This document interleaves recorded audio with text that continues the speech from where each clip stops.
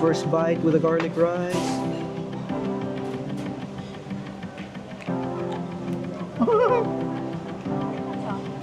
Lamig kayo. Hindi naman umuulan na, pero medyo malakas pa din ang hangin and may banta pa din ng malakas na ulan for the day. Good morning, my name is Red and I'm on a mission to see the 81 provinces of the Philippines, and today, nandito pa rin tayo sa Iloilo. This is technically our second day. Lahat ng pinagplanuhan namin for the last several weeks, cancel lahat. Apparently, may bagyo kasing paparating kaya medyo malakas ang ulan and then wala talagang araw. So, ang ginawa na lang namin kahapon on our first day ay kumain na lang kami sa dalawang restaurant, Breakthrough and yung sa JD Bake Shop. For today, ang gagawin namin ay pupunta kami doon sa very famous La Paz Batchoy. Kakain kami ng original La Paz Batchoy. O diba, sabi ko kanina, pupunta kami ng La Paz Market, kakain kami ng the famous La Paz Batchoy na sikat dito sa Iloilo. Bukas na yon. Alas 12 na. And then ayaw na ng wife ko na kumain ng batchoy ng ganitong oras kasi gusto niya kumain ng proper lunch. Kasi supposedly, breakfast namin yung batchoy pero late na siya gumising ay ayaw niyang kumain na ngayon. Ngayon, nandito kami sa Tatoy's Manukan and Seafoods. Itong buong lugar na to is part ng Natoy's. Katabi lang siya ng dagat pero wala masyadong tao ngayon na nakasarado itong mga nandito is because ang lakas nga ng ulan. Sikat na sikat ang Tatoy's sa kanilang manok pero wala kasi yung available na portions lang. Ang meron lang sila is yung buong manok. And since hindi ako kumakain ng manok, hindi naman kayang ubusin ng wife ko ang isang buong manok, hindi namin masusubukan yon. Pero isa sa mga gusto talaga namin gawin dito sa Iloilo ay kumain ng seafoods. So, ang o-orderin namin entirely made out of seafoods. Wala kaming o-orderin na baboy or yung mga common na binibili namin sa Manila.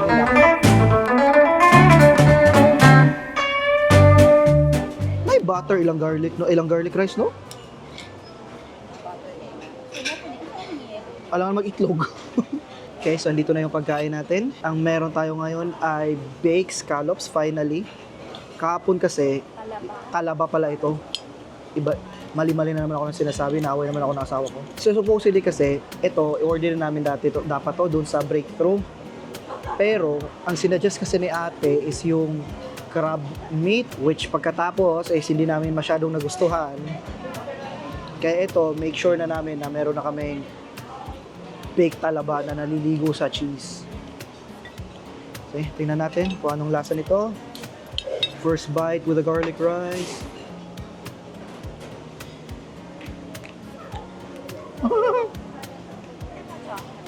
Lamig kayo. Mas hindi kaya nga cheese, no? Lamig siya nga cheese.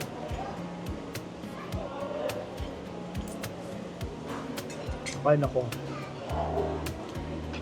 Tapos, umorder kayo ng baked talaba. Sobrang sarap. Unang kagat mo, malalasan mo agad yung cheese. Yung cheese talaga yung pinaka-prominent. Tapos para magugulat ka na lang na, uy, may talaba. Nice. Tapos ito, next. Grilled tangige. Yung tangige, oh. Mura dyan, no? Melts in your mouth ang cheese. Okay, so ang nangyari, nai-butter yan, guys. O, lagi.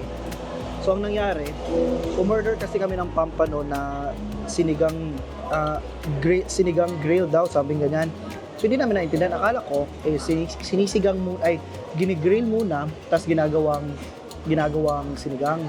Adi, ang akong giisip yun is, gigrill siya first, and then, ibutang siya sa sinigang. Di ba na yung mga ningana, nga kanang muragi prito una? O so iba din pala ang inisip ng asawa ko, it's either it's grilled or sinigang. Ang sa akin naman, ang inisip ko is, ginigrill siya una, and then nilalagay sa sinigang. So apparently, dalawa pala siya. Meron siyang sinigang na part, yung ulo na part, and then yung body part is, ginigrill nila. So dami namin ula.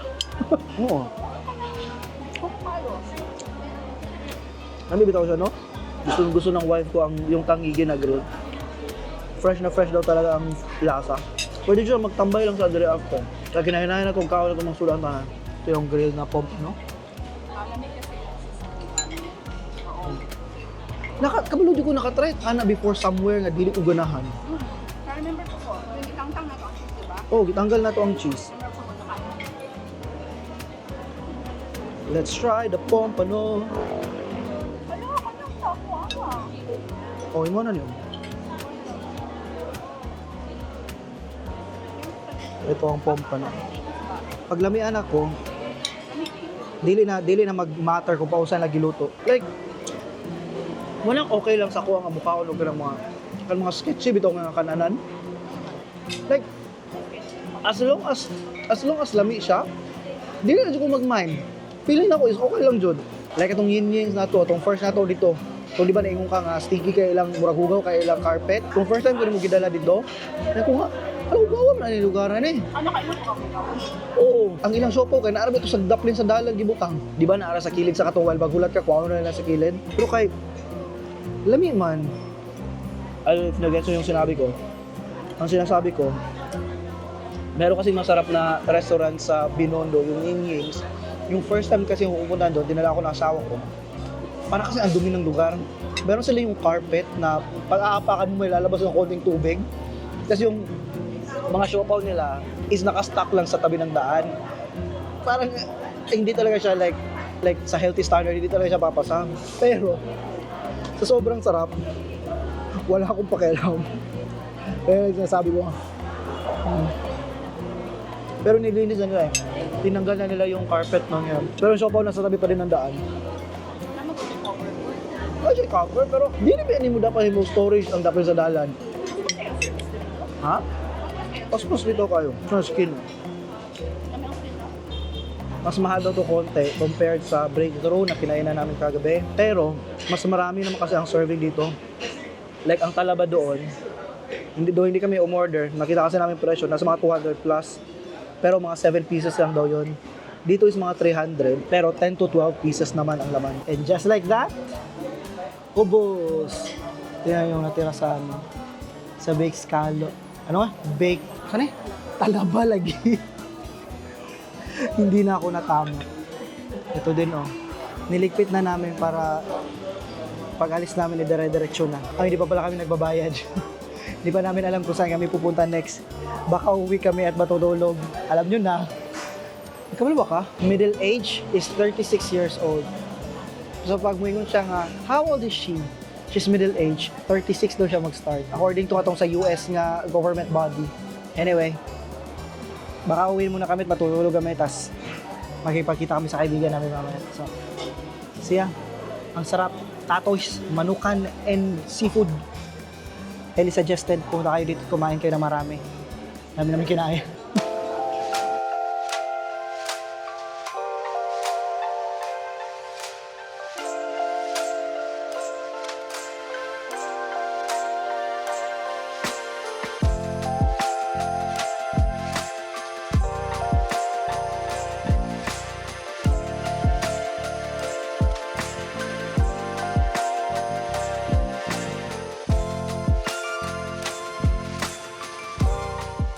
Okay, nandito na kami ngayon sa Esplanade.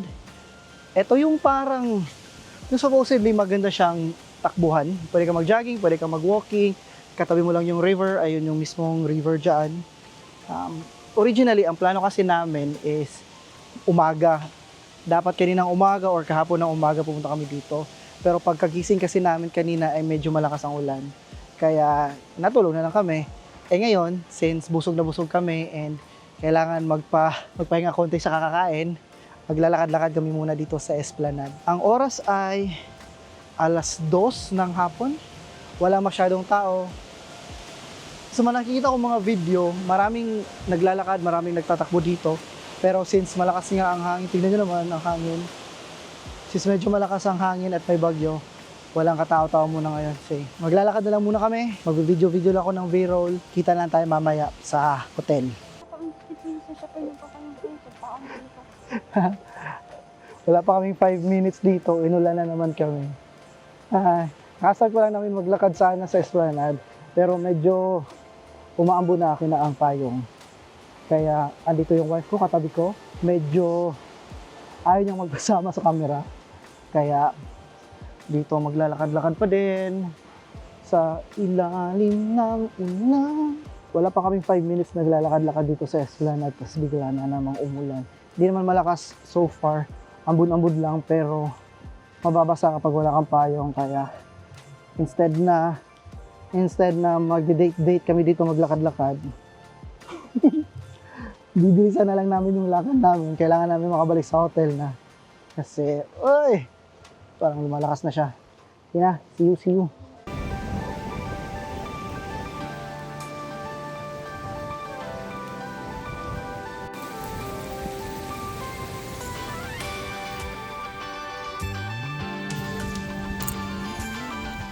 Natapos na lang ang ulan, hindi pa rin kami nakakalis sa Esplanade. lumakas bigla yung ulan eh.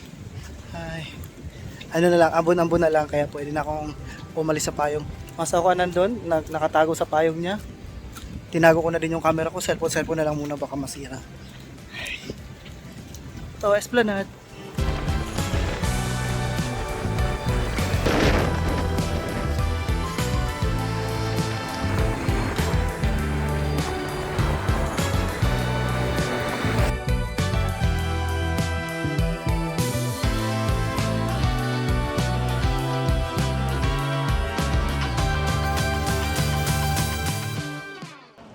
Nandito ako ngayon sa Molo Mansion. Like literally nandyan yung mansion.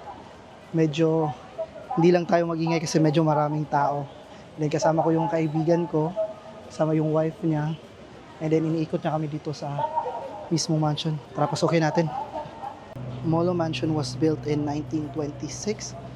And they were formerly owned by Lacson Yusay, prominent judges and lawyer in Manila. And then for the longest time, this stood to be like isa sa mga pinaka-prominent na bahay dito sa Iloilo. And it also hosted several presidents in the past, si Manuel L. Quezon and si Sergio Osmeña whenever they visit Iloilo.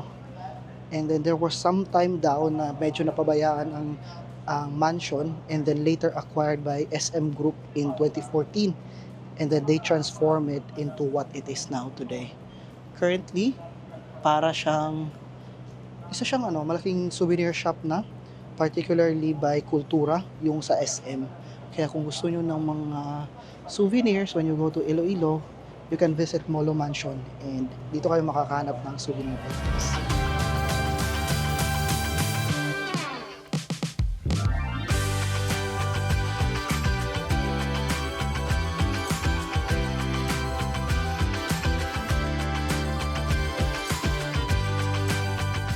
Just across the Molo Mansion stands the Molo Church. Built from coral rocks and limestone in 1831, its Gothic Renaissance architecture is truly breathtaking. But this isn't just any church. It's famously known throughout the country as the feminist church of the Philippines, and for a very good reason. Inside, all the 16 statues of the saints lining the main aisle are female figures. Unfortunately, dahil sa ongoing mass, hindi kami nakapasok to witness the main aisle ourselves. But even from the outside, standing here as the day ends, you can really feel the immense history this place has to offer. Day 2 included incredible seafood and powerful dose of Iloilo's history. But one question remains: kailan kami makakakain ng Lapas Batchoy?